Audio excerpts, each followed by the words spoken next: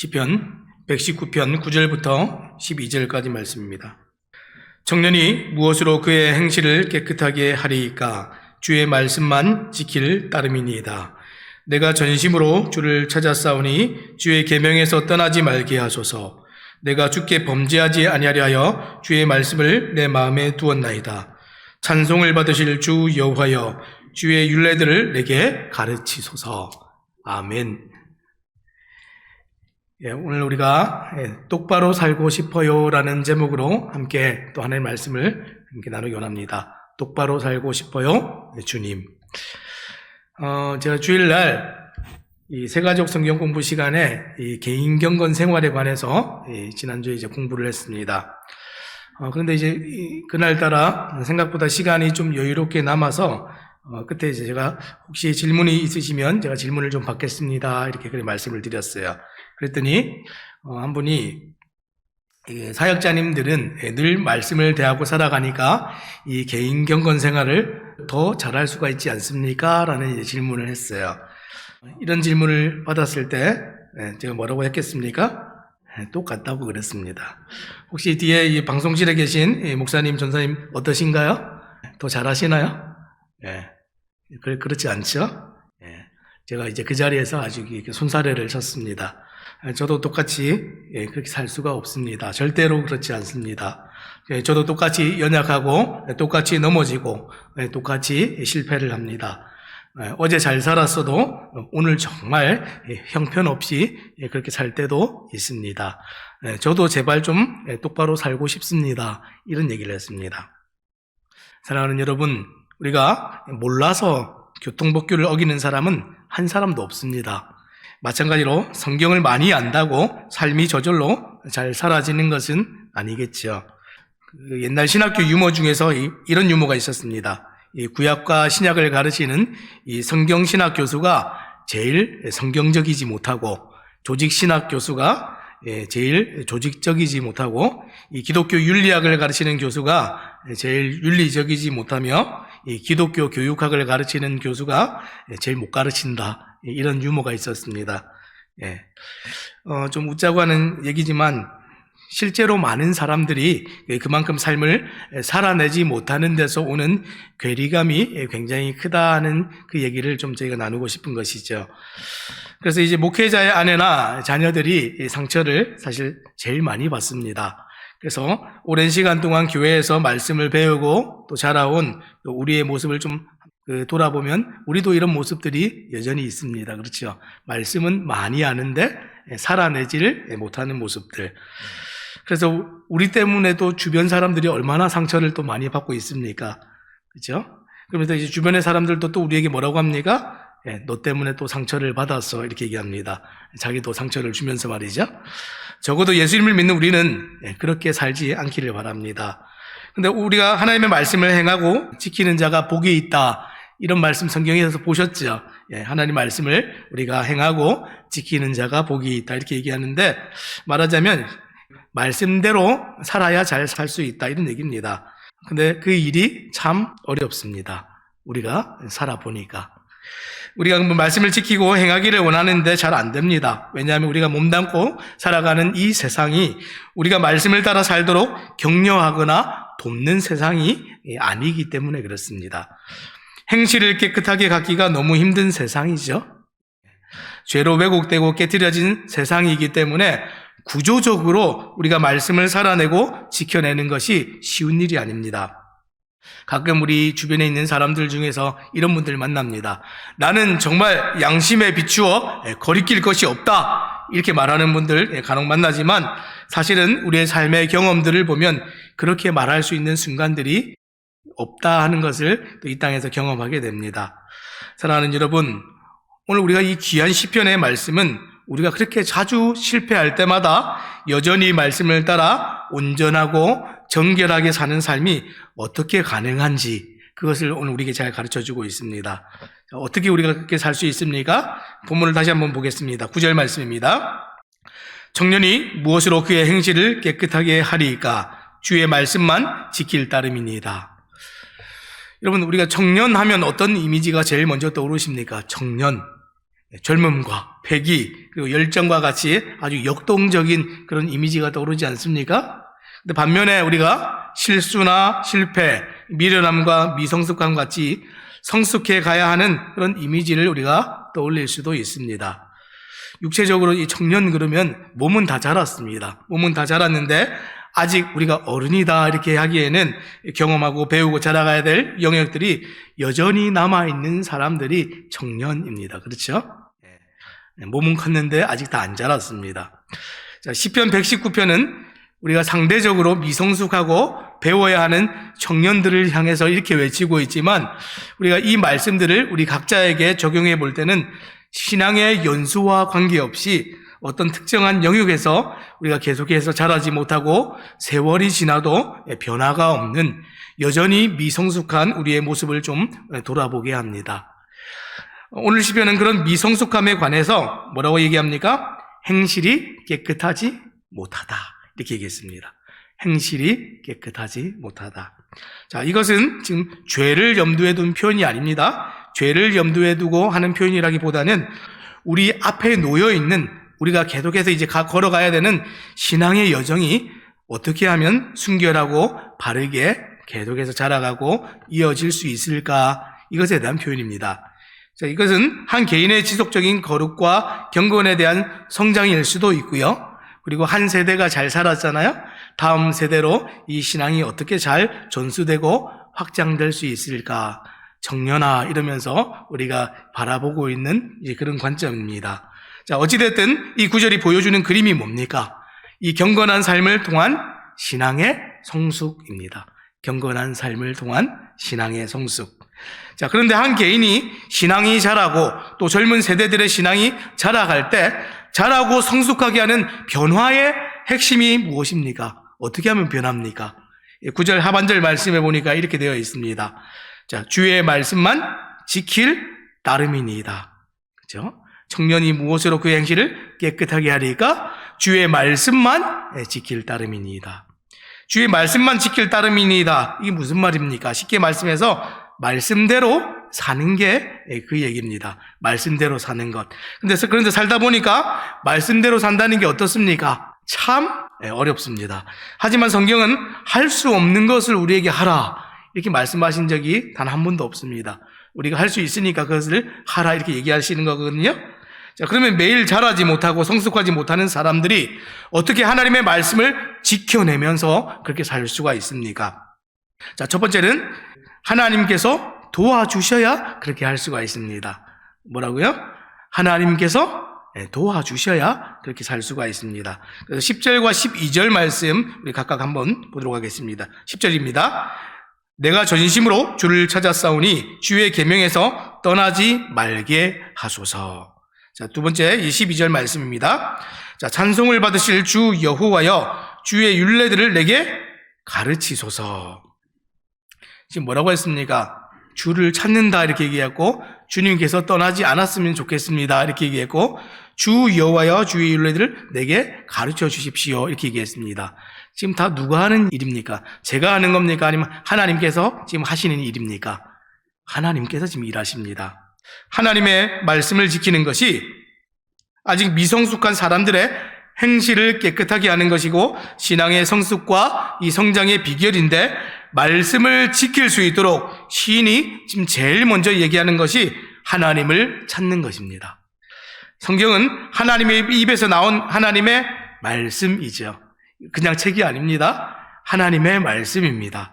하나님이 지키셔야 말씀에서 떠나지 않는 것이고 하나님께서 가르치셔야 깨닫고 이해도 되고 결국 그 말씀대로 살 수 있고 믿음도 가질 수 있는 겁니다. 하나님께서 하셔야 됩니다. 사랑하는 여러분, 오늘 우리가 왜 말씀을 살아내기가 어렵습니까? 내가 성경을 읽고 내가 말씀을 결단해서 내가 스스로 살려고 하니까 우리가 이 말씀이 사라지지가 않는 겁니다. 사랑하는 여러분, 성경은 그런 책이 아닙니다. 많이 공부한다고 알 수 있고 많은 지식이 있다고 깨달아지고 사라지는 말씀이 아닙니다. 말씀을 아는 것도 성령 하나님께서 조명해 주셔야 하는 것이고 말씀을 살아내는 일도 성령 하나님께서 붙드셔야 가능한 일입니다. 여기 앞에 있는 제가 성경을 늘 열심히 보고 많이 공부한다고 제가 여러분들보다 더 많이 알 것 같습니까? 그런 게 아닙니다. 하나님이 조명해 주셔야 깨달아지고 알아지는 말씀이라는 겁니다.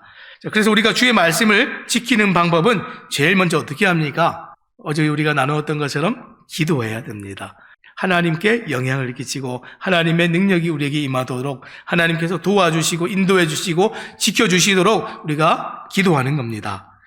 성경을 읽을 때도 기도하고 그 말씀을 살아내기로 결단할 때도 기도하고 말씀을 선택하여서 살아내야 하는 그 순간에도 더욱 기도하시기 바랍니다.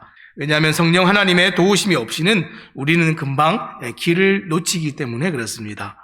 사랑하는 여러분, 오늘 말씀을 살아내는 일에 실패한다면 많은 말씀을 아는 것이 우리에게 결코 자랑이 될 수가 없습니다. 도리어 그 많은 말씀들이 우리의 불법함을 드러내는 송사가 되기 때문에 그렇습니다. 아는데 그렇게 살지 못하면 그게 뭐죠? 죄가 되는 겁니다. 알면서 그랬어? 그러면 이제 굉장히 큰 죄죠. 교만하지 말라 했는데 우리는 교만합니다. 하나님을 사랑하라 그랬는데 우리는 사랑하지 않습니다. 형제와 자매를 사랑하라 그랬는데 우리는 미워합니다. 왜 그렇게 살고 있습니까? 말씀을 알고 있는 내가 지킬 수 있고 지키고 있다고 착각하는 겁니다. 많은 말씀을 알고 있다고 내가 지키고 있고 지킬 수 있는 게 아니라는 것이죠. 사랑하는 여러분, 말씀을 지켜 살아가는 것은 하나님이 도우셔야 가능한 것입니다. 결코 이 말씀을 우리가 가볍게 여기지 마시기 바랍니다. 하나님이 하셔야 됩니다. 자, 두 번째, 그럼 우리가 말씀을 어떻게 지키면서 살 수 있습니까? 첫 번째가 하나님을 찾고 하나님이 도우셔야 가능한 일이라면 두 번째는 우리의 마음에 무엇이 있는가, 마음을 살피는 일이 이것을 가능하게 해줍니다. 11절 말씀입니다. 내가 주께 범죄하지 아니하려 주의 말씀을 내 마음에 두었나이다. 여기서 이제 핵심이 되는 단어가 두 가지가 나오는데 하나는 마음이라는 단어이고 또 다른 하나는 두다 하는 단어입니다. 마음에 두다. 내 마음에 말씀을 두었다 이렇게 말하는 것이 이 경건의 핵심이고 경건의 비밀입니다. 사랑하는 여러분, 우리가 지금처럼 이 예배 안에서 하나님의 말씀을 듣고 때로는 은혜를 경험하지만 우리의 실패는 대부분 말씀을 듣지 못해서가 아닙니다. 수년 동안 말씀을 우리가 계속해서 들어왔지만 하나님의 말씀을 마음에 두지 못하는 것, 그것이 진짜 문제입니다. 오늘도 우리가 이렇게 시간을 정해서 특별하게 특별 새벽 기도에 이렇게 나와서 특별한 말씀을 듣지 않습니까? 근데 이렇게 말씀을 많이 듣고 오랜 세월 동안 신앙생활을 해왔는데 우리 삶에 왜 아무런 변화가 일어나지 않습니까?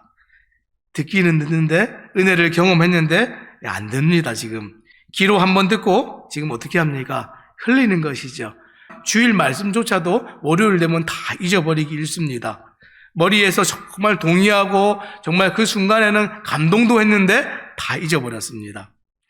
우리가 그 주일날 그 삼가 말씀 나눈 시간에 우리 초등부 공기원 어린이가 나와서 또 함께 그 시간들을 가졌는데 최근에 어떤 말씀이 가장 마음에 남았습니까? 이런 질문을 할 때에 뭐라고 했죠?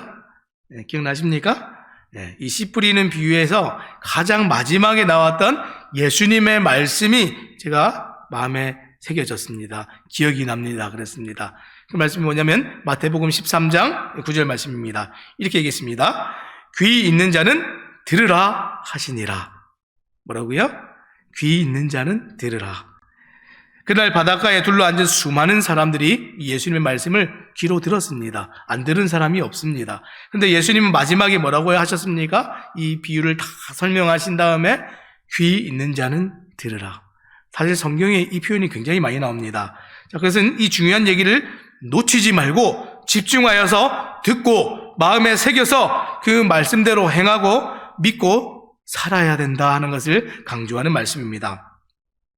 예수님은 마음을 밭으로 비유하셨는데 여러분의 마음속에 지금 무엇이 가득 차 있습니까? 탐욕과 정욕으로 채워져 있을 때 이 마음은 욕심의 밭이 됩니다. 이 마음이 교만으로 가득 채워져 있을 때는 자기 사랑과 자기 연민의 밭이 됩니다. 내가 세상에서 제일 잘난 사람이고 때로는 내가 세상에서 제일 불쌍한 사람입니다. 말씀을 마음에 둔다는 것은 이런 것들로 채워져 있는 이 마음 속에 하나님의 말씀을 부어서 채우는 겁니다.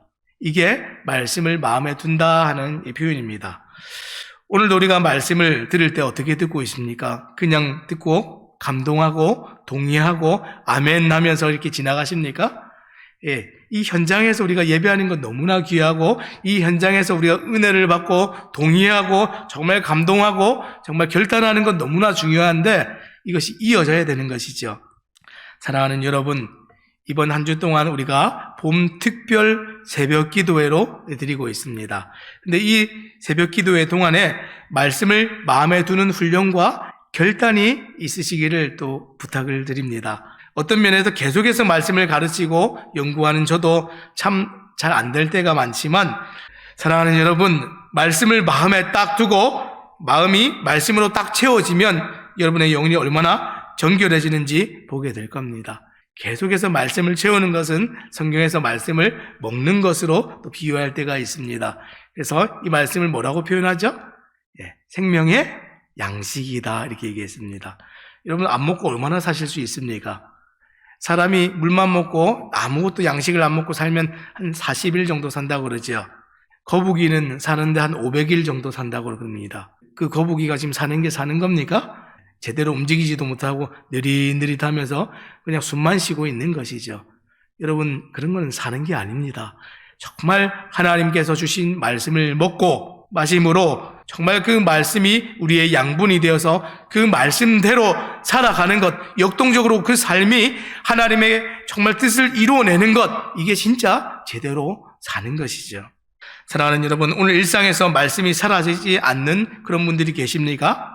매번 반복되는 문제와 해결되지 않는 영적인 갈등과 그리고 아무리 애를 써도 신앙의 변화와 성숙한 열매가 내 삶에 전혀 나타나지 않는다면 지금 여러분들은 길을 잃어버린 겁니다.